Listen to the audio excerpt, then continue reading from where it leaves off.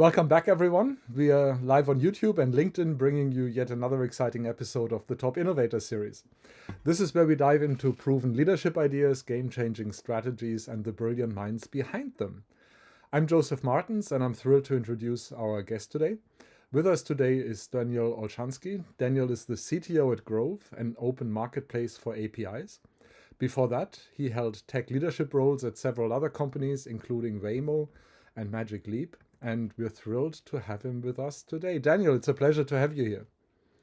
Awesome. Thank you for having me, Joseph.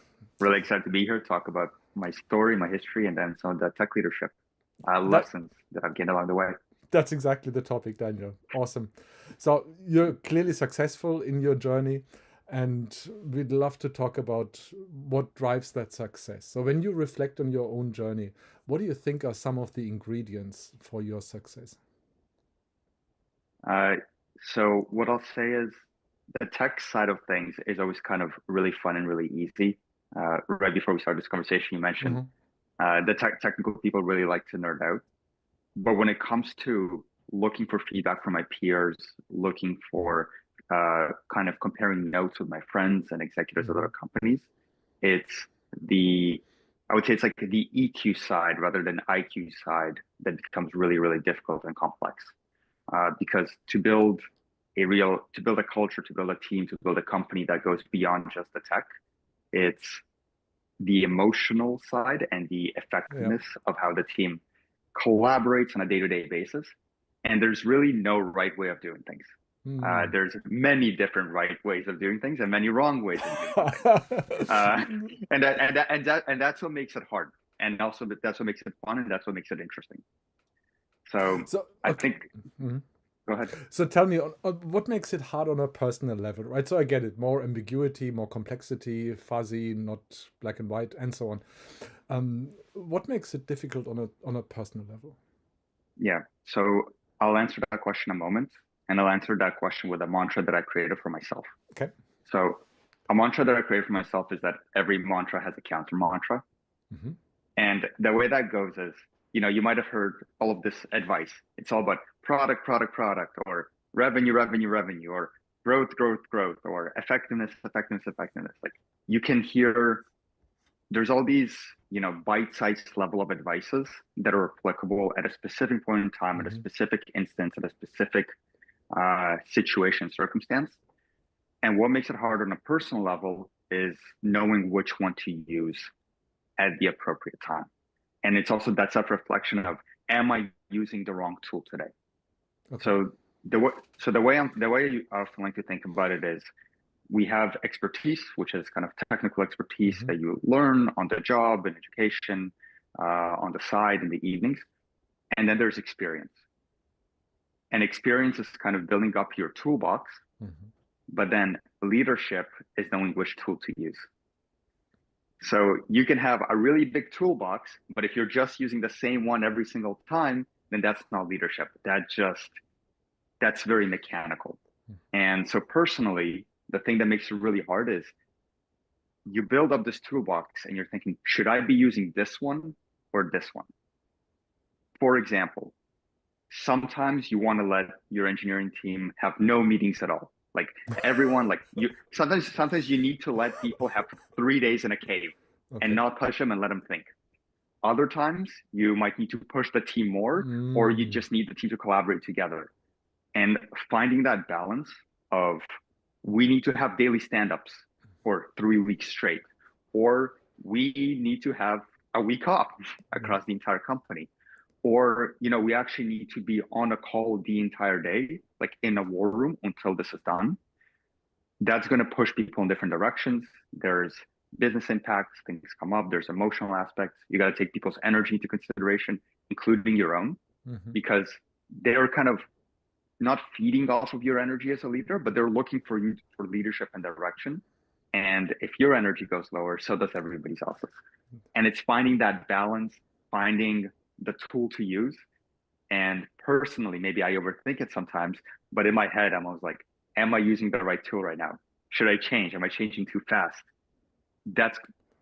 And I mean, this is why I'm still on my journey as well. I'm sure I'm going to be much better at it in 10 years and in 20 years and in 30 years.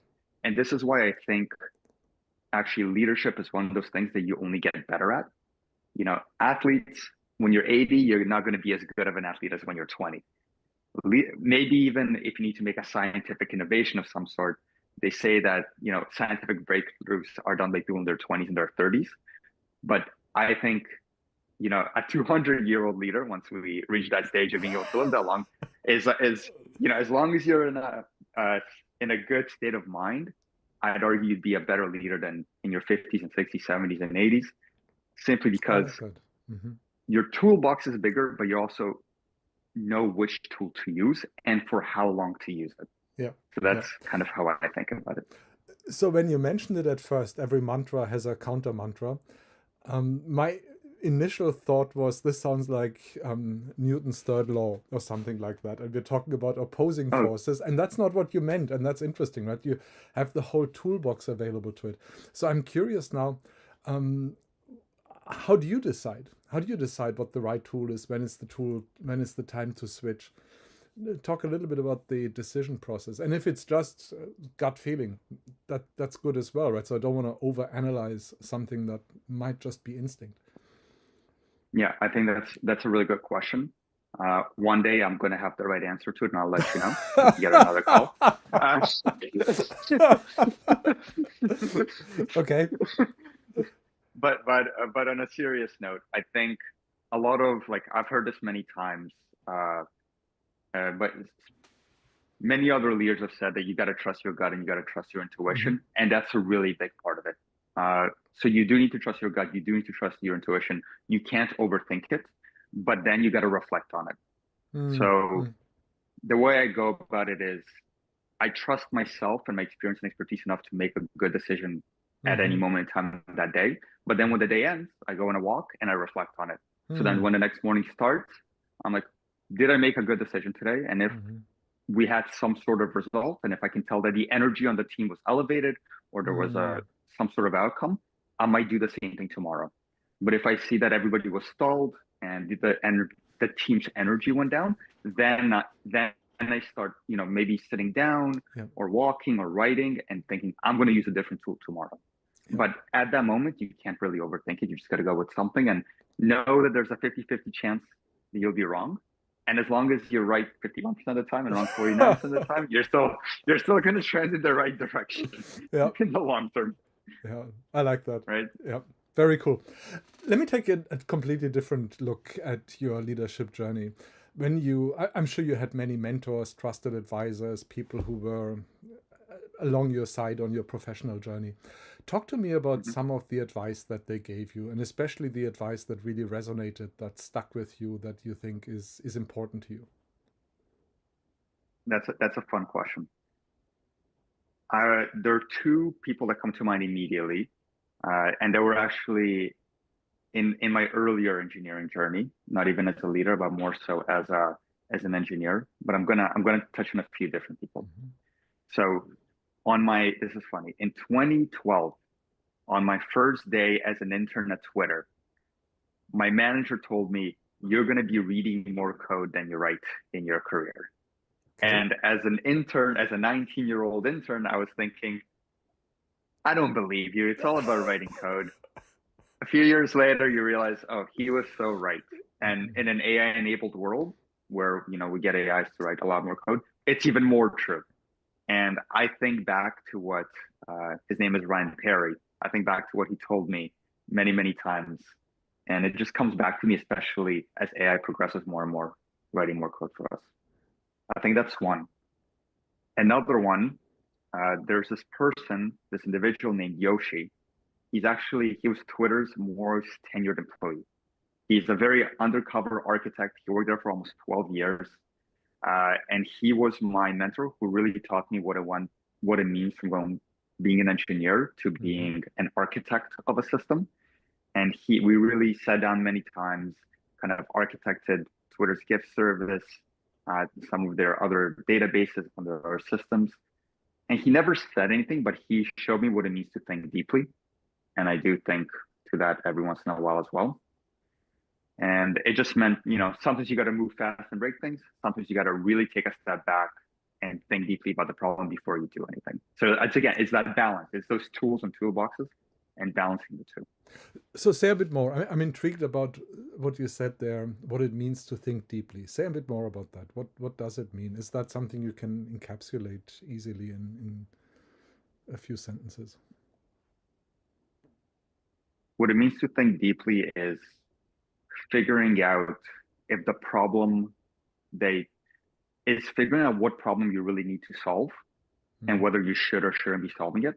And once you make a decision as to whether you should or shouldn't be solving that problem, it's whether you should be tackling it from a trial and error perspective or an architecture first perspective, or, to throw out some other terms, in an agile perspective or a waterfall perspective.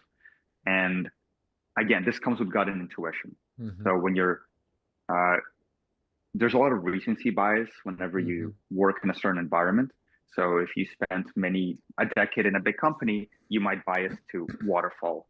If you spend a decade, in a very small team, you might bias to just shipping something to production without even having anybody look at it. If you've been in a sales role, you might just prioritize the customer no matter what, at any cost, whether it's a financial cost or a team morale cost or a tech debt cost. You got to make all these trade-offs. So thinking deeply is really, for me, it's, should I be solving this problem at all?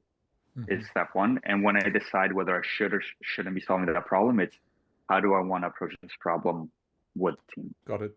Okay, got it. Thank you. There's one more I wanted to share, one more story about feedback I got. And this is, I would say there are 3 people that have told me this. And these are friends that are executives at other companies. And it's something we reminisce on, that in order to be a leader, in order to be a founder, and in order to drive, you need to like pain. For better or for worse, you need to enjoy the pain, you need to know how to endure pain, and then you need to know how to balance it with everything else in life. But the important thing is kind of knowing how to get really, really close to kind of the max pain that you can handle, and the pain that you kind of protect your team from, but also disseminate across the team without pushing everybody over the line. Because you don't want burnout, you don't want morale. So you got to push people to the line, to their to each individual's maximum potential, including yourself. You want to push yourself to your maximum potential without crossing that line. Because if anyone who has crossed that line, and I have crossed that line a couple of times, it takes a long time to recover from. But you got to know where that is, because if you don't, you'll never really reach your maximum potential. So pain is good.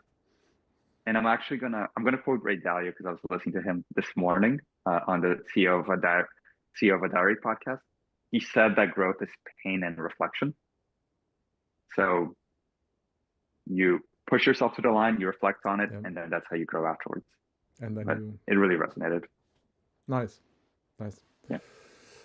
So we talked about your past leadership journey. I'd love to take a look at today, Daniel, where you are today. And like before, not a question about companies, roles, or projects. It's about your leadership journey. When you look at where you are today, what do you think is a real growth opportunity for you? What's an area you want to focus on?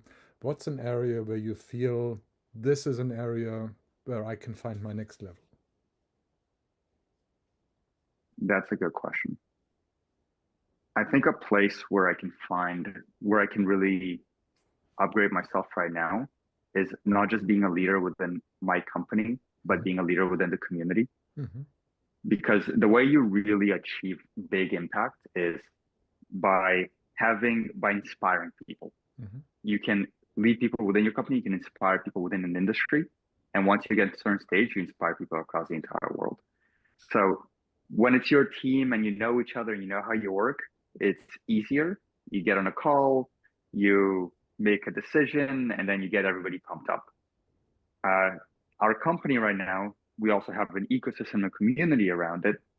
So every once in a while, I get on a community call on Discord, and they're looking for some sort of direction or inspiration, even though you guys don't work on a day-to-day basis, and they don't have as much context into what you're doing. So you need to really figure out how to communicate what the direction is without getting too technical or too high level or too that balance of detail and direction. So that's kind of step one. But longer term from that, I would love to take it to the next level where even people outside our industry see the direction we're taking, kind of seeing the vision, and maybe just opportunities like this where I can share my learning that are applicable regardless of what industry you're in. Yeah. So essentially expanding the universe in which you operate, right? Expanding the sphere and then using different tools of influence, probably. I would say expand the sphere within which I can inspire people. And the reason for that, because I've reflected, why do I want to be a founder? Why? Because I've worked for companies and you can learn a lot, and there's really smart people, really great companies.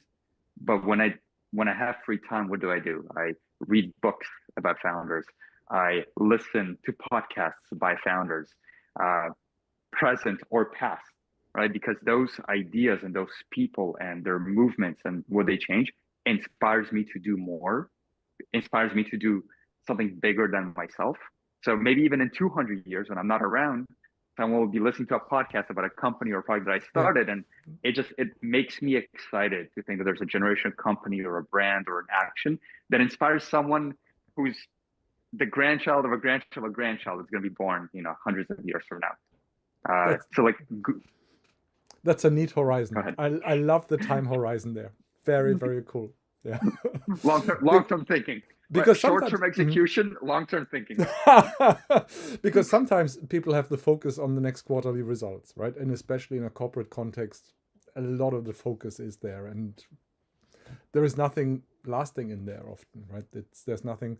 I've heard the term inheritable once. There is not much there, but if you have the long-term focus, it is there. Yeah, but you do need to execute in the short term, right? You can't have your head in the clouds, but you also can't only be thinking about the next quarterly results. Yep. And I think the greatest founders of our generation are the ones that manage to balance the two. Yep. And that's what really succeeds. Then let me ask you about the future. We're talking about the future. So let me ask you about your future. And again, not about companies, right? About leadership. Let's imagine we were to have this conversation again in 5 years. Speculate what might be different about your perspective on leadership at that point. Oh, that's a good question. How might you change on leadership in 5 years?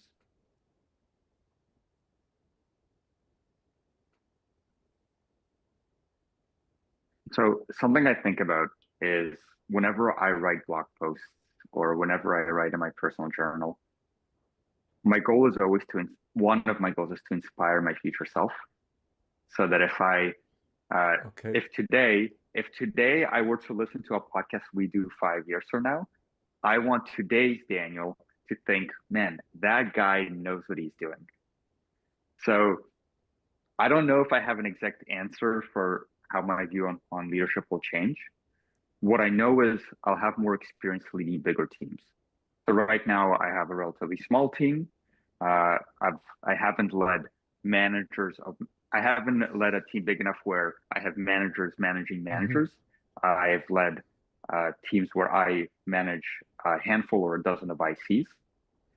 And that's one piece. Now I know to get to the next level, it'll be managers of managers, and then once the company gets even bigger, it'll be several levels.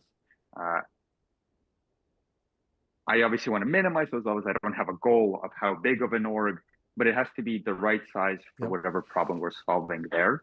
So I think in 5 years, when we talk about it, I'll have a different perspective on kind of the emotional intelligence and how I'll be building culture differently by leading leaders. Whereas right now I'm leading individuals. I'm working on inspiring a community and an ecosystem.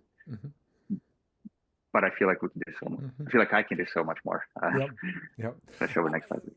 This notion of saying something today or doing a podcast today that will inspire you in a few years if you see it again. I love that. My mind immediately thinks, how do I turn this into some kind of activity for the Tech Executive Club community or something like that? Because that is neat to come up with something. Inspire your future self. Inspire your future self. That's how you know you're progressing. right? And whether it's through podcasts or writing or presentations, it can come in so many, and that's the thing, it can come in so many ways, depending on what your experience or on what your vibe is, like, for lack of a better word. Absolutely. Yep. Let me ask you one last question, Daniel, and then we'll wrap it up.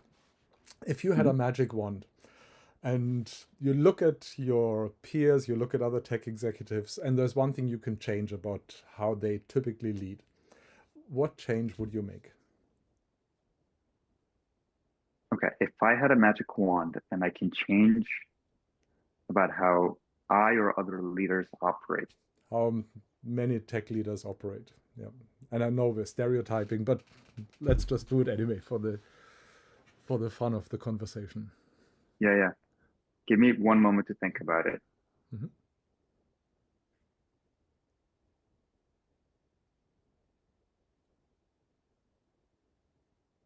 Okay. If I had a magic wand and I could change how everybody operates, you know how in Disney movies sometimes they have that little devil or an angel that's on your shoulder?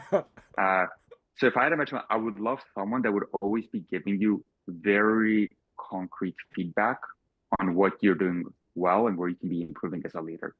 Because very oftentimes when you're a leader and you're asking people who report to you for feedback, there's a balance. They want to give you very direct feedback, but they hesitate or they haven't thought about it.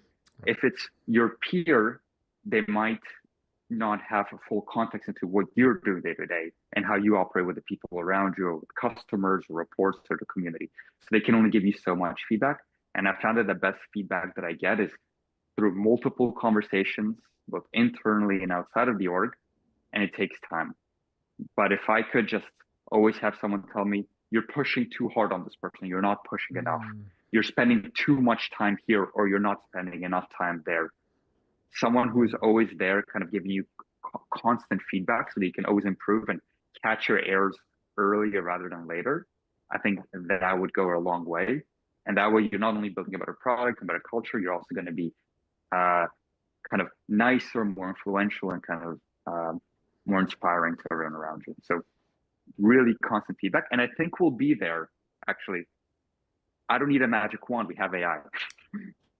Right? So when we get to a point where an AI is recording everything you're saying all the time, as long as everyone's okay with you recording what they're saying to you and you're recording what you're saying to them, at the end of the day, I'll get that feedback right away. Like, it'll be recording my screen, my audio. So now that you asked that question, I said all this out loud. I think the magic wand is here, and it's just a matter of time until the magic happens.